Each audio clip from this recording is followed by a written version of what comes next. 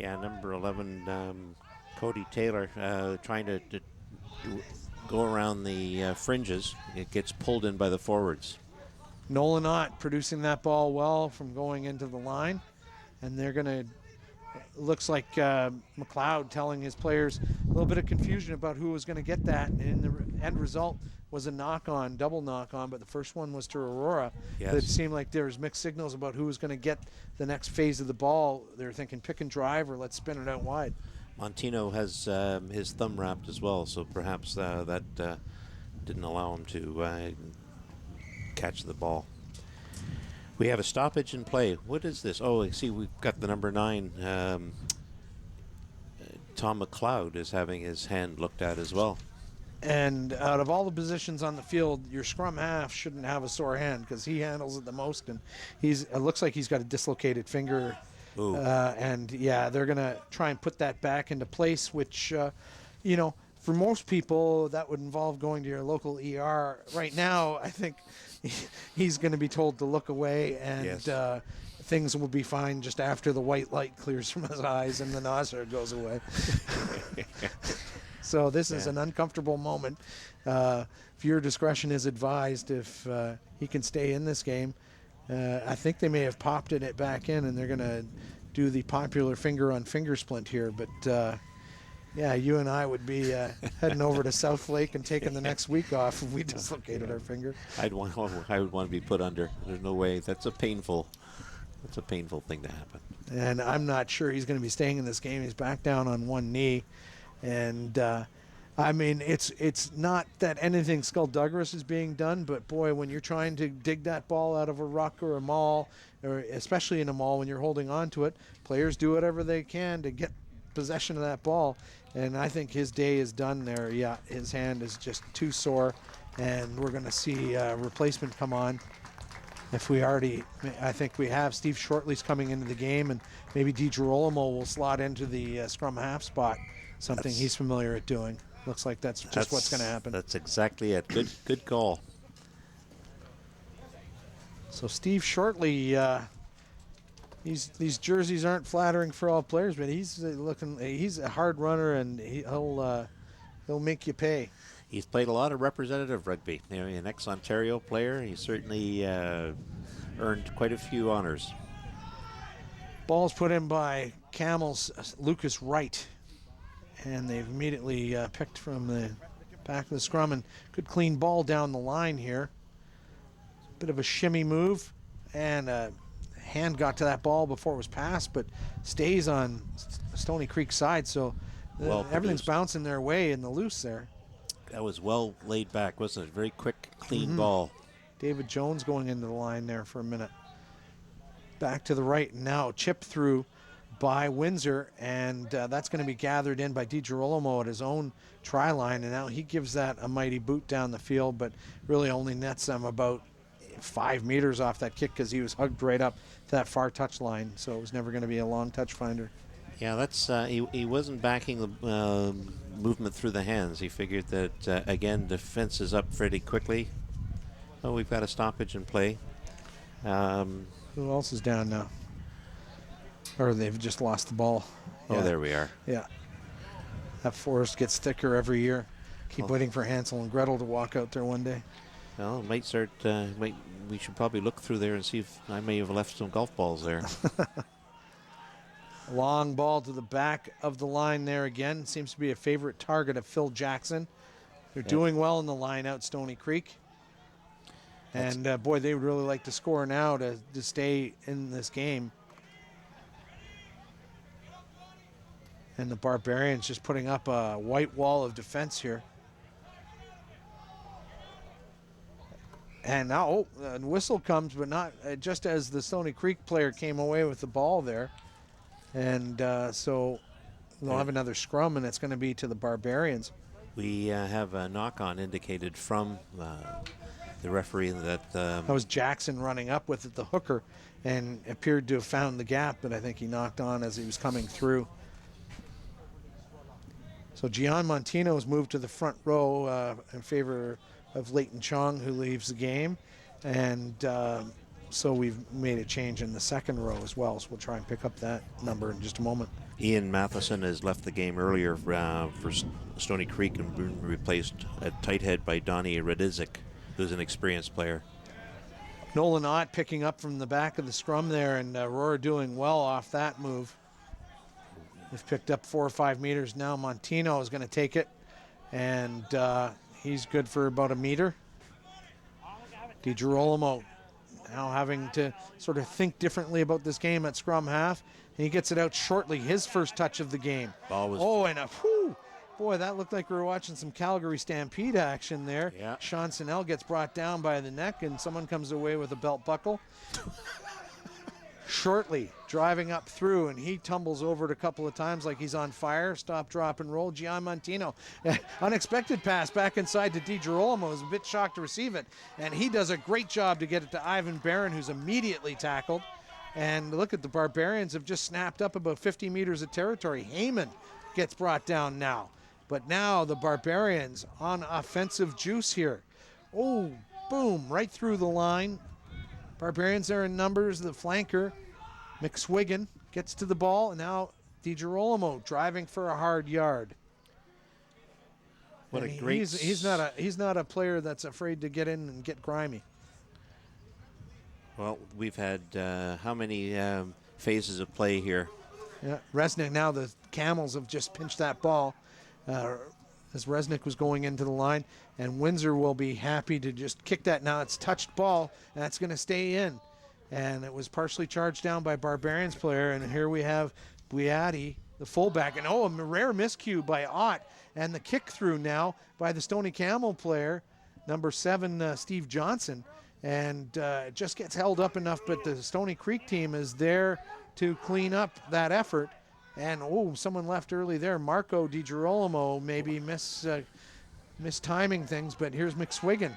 Those loose plays are no place for the timid. They are as wild and woolly as I've seen them. And there's just a bunch of bodies littered around the place, but everyone getting up. I think no one's really injured other than their lungs maybe feeling like they're on fire. And now Henry giving a stern talking to the Camel captain, Sean Windsor. Those looses are pretty wild. Coming onto the field's Brian Harper, number 19 for the Stoney Creek Camels. And he replaces, just trying to pick up who that is walking off the field right here, Steve. That's our Trevor Atkinson. I believe that's number 12. If not, it's the other center. Yeah, it's number 12, Trevor Atkinson. And Joe Krimker's come off. And we've got another, I think Lucas Wright. Lucas Wright, the scrum half, is coming off for Stoney Creek, but we also had Krimker for Aurora. So both coaches ringing the changes here with, looks like about 15 minutes to go plus change. We're now in that fourth quarter, and that's always a tough job for the team in front to maintain their focus and not take their foot off the gas. So a lot of discussion going on here. I don't know, is Henry giving new instruction? No. The ball going in by DiGirolamo. Carpenter by trade, or an electrician, a bit of both, I think. Steve Shortley.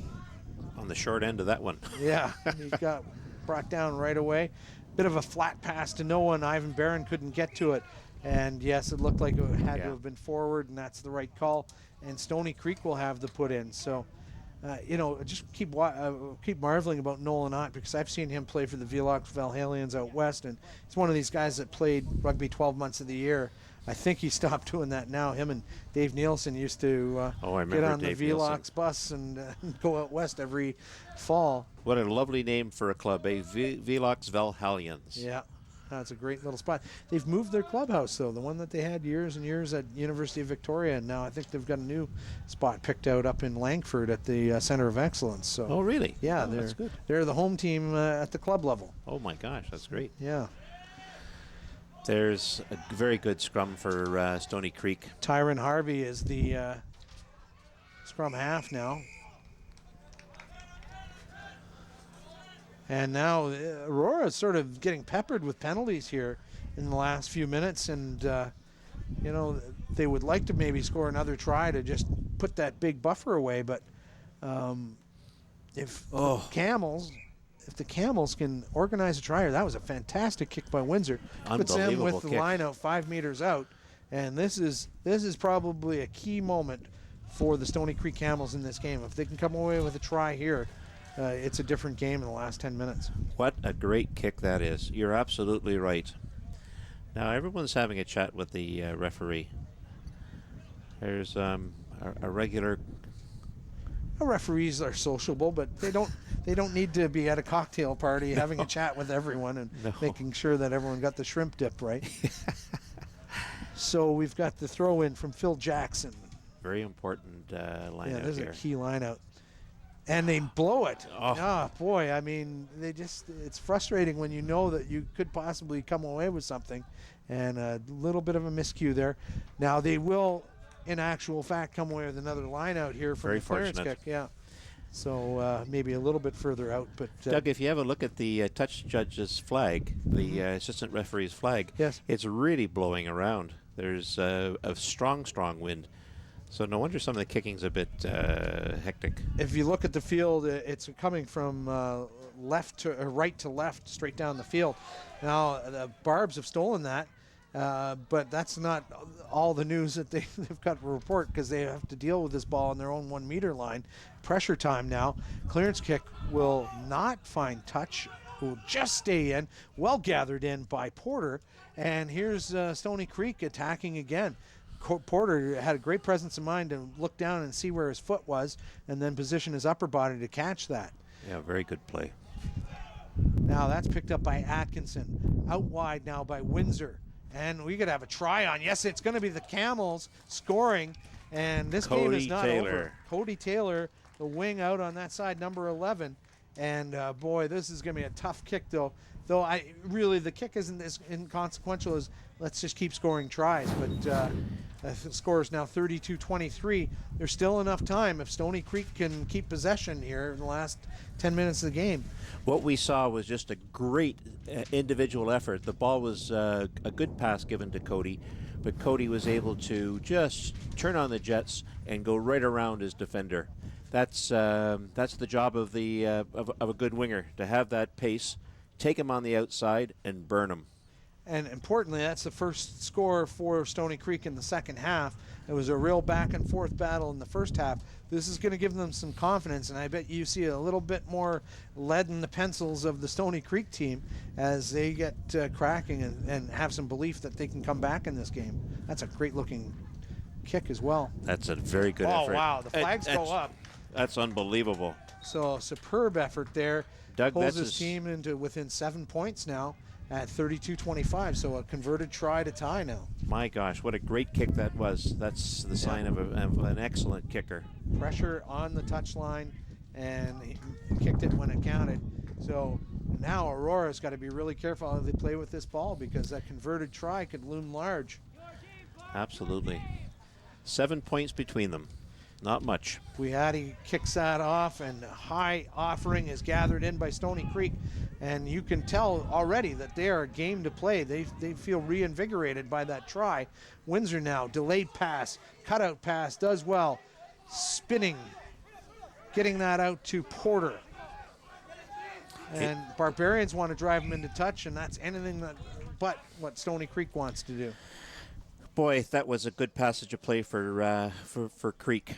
The backs are adventurous. Number 14, Andrew Porter, backed up by David Jones.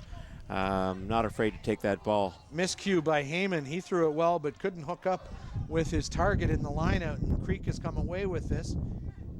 Now, big kick out to the wing. It's a great kick. And if it doesn't get to the wing, it is still a great touch finder and picks up some 25, 30 meters of territory for the Stoney Creek Camels. It'll be the Barbs throwing it in, but with the way this wind is blowing, it's no better than a jump ball right now. Very true. What a great decision from Sean Windsor. His back line was all flat up in defense, and the ball was won against the throw. And a beautiful wipers kick over top of the defending winger. Cody Taylor felt he was in with a chance trying to track that down, but I think at one point Windsor said, no, stuff it, let's just get it into touch and take our chances down there on the 22. Whistle's gone, ball not straight. Your basketball analogy certainly proved to be right. So it's going to be scrum in 15 for Stoney Creek, and here they are for the second time in 4 minutes within striking distance. And Aurora's got it. They've changed a lot of players in there in the last 5 minutes. They may be losing their shape a bit. And the other thing, I'm watching Sean Windsor. He's made a call, and it's gone all the way back to David Jones, 15, who's in the attacking line. So they fancy their speed up the middle there. But they go blindside and spill ball. And Barbs will come away with it. That's Ott, who's gathered that ball in. It's a shame. DiGirolamo now flat pass. Barbs, not playing real sharp rugby in the last few minutes. And a miscue here in midfield could be disastrous shortly now. He steps out of a tackle, floats one in behind Buhati. And now Stoney Creek just desperately want that ball. They'll do whatever they can at the breakdown and get that ball back. DiGirolamo now, considering his options, goes to Gian Montino. Boy, did he do well on that. Yeah, but spilled ball. And, Barb's player Ivan Barron picking that up on the ground. I'm not sure why he didn't get a penalty there. No, you're right. It's shortly now shrugging through a tackle. Strong man. Ball still coming out, Barb's side. Forward pass. Now big penalty. Blast of the whistle. Crossing, says Joyce Henry. And so now she's going to bring that ball back from the quick tap. Wasn't taken from the mark. No too much chatter from Aurora. So she's walked them back another 10 meters. Well, the penalty's been walked back, as you say. So Sean Windsor is weighing up his options, just 15 meters out and on his own 10-meter line. Now, are they obligated, Steve? Has she stopped the game because of players putting the shoe on, or they could go? No. Absolutely, no reason to hold up play for that. It's the same thing with an injury. The only time you would hold up if it was a serious injury or if there was a front row. Well, I mean, you've seen in some World Cup games, it looks like they're performing open heart surgery on some of these players and plays going on around them. And yes. Got a surgical assistants and a guy holding a light. But, so I think IRB has got to start dealing with, hey, guy's down, let's see to his health and welfare here. Yeah, I mean, if somebody's badly injured, of course you're going to do whatever you have to do from a safety point of view. Hold the game up in the game. But in that situation, tying your shoelace, that could be a real time delaying tactic. Phil Jackson gets it in cleanly. Good ball out. Yeah, Harvey with a good transfer out, but now a whistle. And Stoney Creek players happy with that call, saying Heyman was offside. And now is he going to get a yellow card here for protesting too loudly? I'm not sure what that's all about. Yes, he is. The card's coming out. So Jesse Heyman pleading his case on deaf ears to Joyce Henry, but Stoney Creek Camels with a huge opportunity now. They've got a man advantage through the end of this game. Yeah, we've got 73 minutes shown on the clock, or almost 74 minutes played. But, of course, we're going to have injury time. So this full 10 minutes, the rest of the game is going to be played with a man advantage for Creek. And they're only 7 points out of it. And Creek playing even up with Barbarians have been doing great in the last few minutes. So Jesse Heyman's got to be gutted. And all I can think was that it was a deliberate offside in her assessment. And there was a push. Was it not released? No, there's a call from her pushing, so I guess he must have pushed somebody. So maybe we can, in the truck, maybe we can find out what Jesse Heyman did to deserve the lynching that he's getting. But, there have been a number of calls that wondered when the card was going to come out because... Yeah, it was good.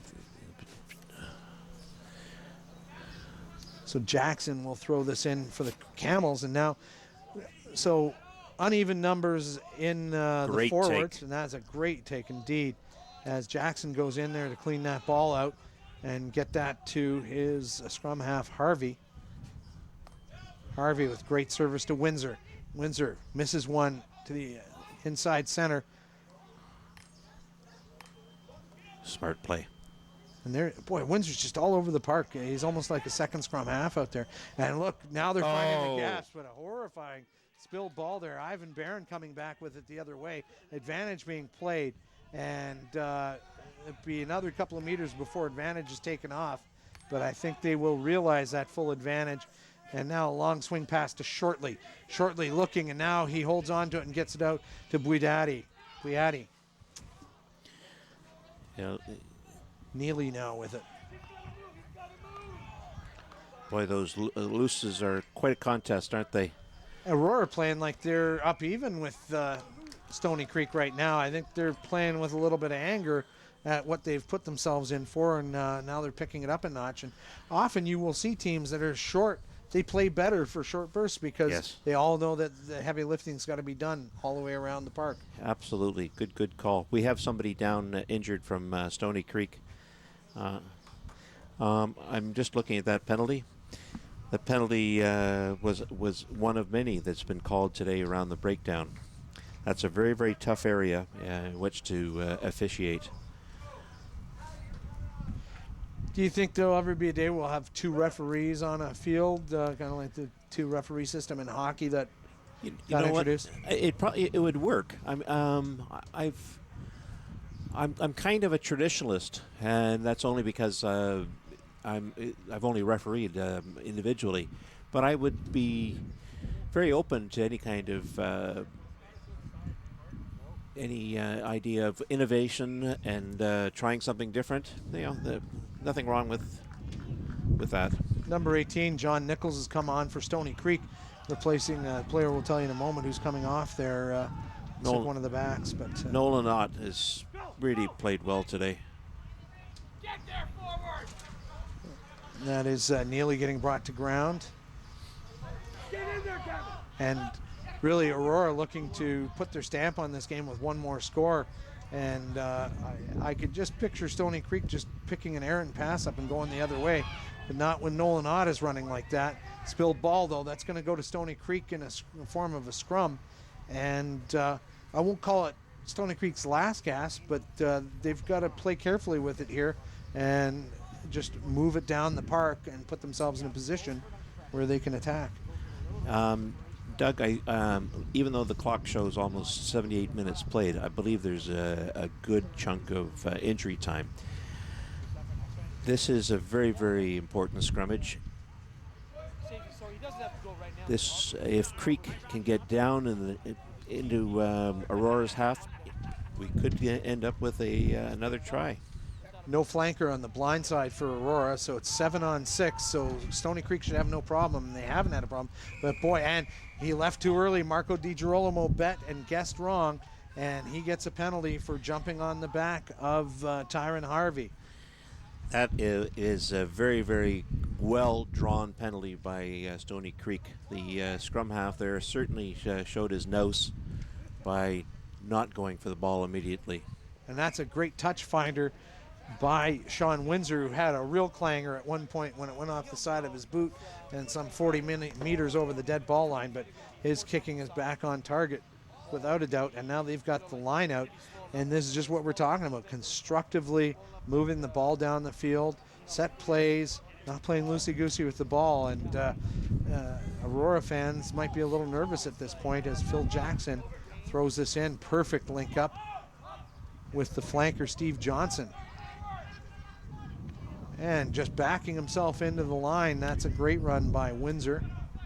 No, it wasn't Windsor. Here's Windsor now. And look at the offload just as he's tackled, but Aurora shoulder, it looks like Nolan Ott's shoulder got in there and put that ball into touch. They're an adventurous team, and that's just the kind of play that you expect from Stoney Creek. Windsor showing the ball inside and then feeding ball outside. 2 quick passes through the hands, and one, as you say, being knocked down by excellent defense by that guy, Nolan Ott. Yeah, Nolan Ott out on the wing in the centers, like he's just all over the place. And this is where the analogy of the heavy lifting, everyone's doing what they have to do to cover off the gaps. But Stoney Creek showing good form, bit of a bobbled ball, but no problem getting it back down. And now the delayed pass, that's a great job. Out to number 19, Brian Harper. Spilled ball, Barbarians have got it. but it's a bit of a gimme, and could be a penalty coming if someone's playing with that on the ground. Henry not indicating. Oh, showing maybe a chip over the top, and then he held on to it, and he brings that right back to ground. Now, I've seen that done before, but normally with double numbers Right. on their back. Yeah, well, I mean, we had Ott doing the chip through for the first try, so I think he's just living out some of his bucket list of rugby moves here. The tail end of his career, Salvaggi goes in, the hooker, and Yeah, the knock on, unfortunate, very short little knock on. Oh, look at the players all over the ground. One, Yeah. 2, 3, 4, 5.